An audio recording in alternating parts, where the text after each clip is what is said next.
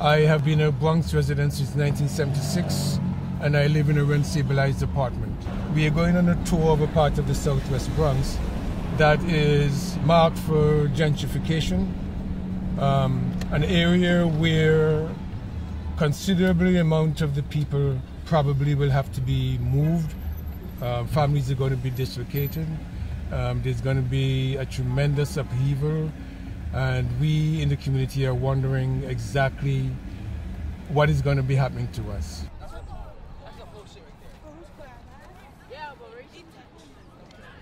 A lot of what I've seen happen in the last few years is this big push to now come and get this area that has always been inhabited by us.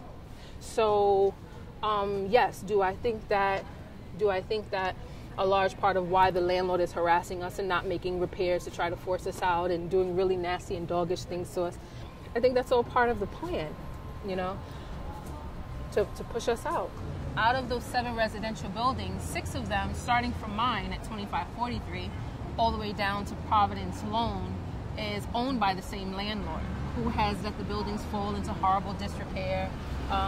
Last year, January, we had to start organizing because we didn't have any heat at all. It was the most brutal winter, I think, since 1995 with regards to temperatures and snowfall, and there was absolutely no heat. So between that and the disrepair that all of the buildings have fallen into, the landlord is now harassing us all because now we're getting educated on what our rights are, right? And we're sharing that with other folks who are suffering.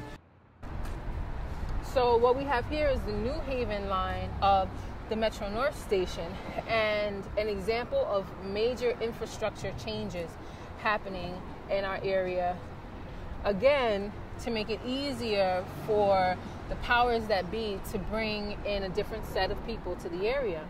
So they've actually begun building a new entrance into this Metro North station, and I think the statistics show that I think maybe 12% of the people that live in this area use this Metro North station. So obviously this humongous infrastructure change is not designed for those of us that live here, those of us who are being harassed by our landlord, so that we'll move to make space for the people that they want to come in.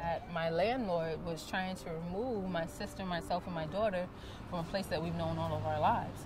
And the hindsight part is, you know, we were forced into signing a stipulation that we didn't realize we didn't have to sign.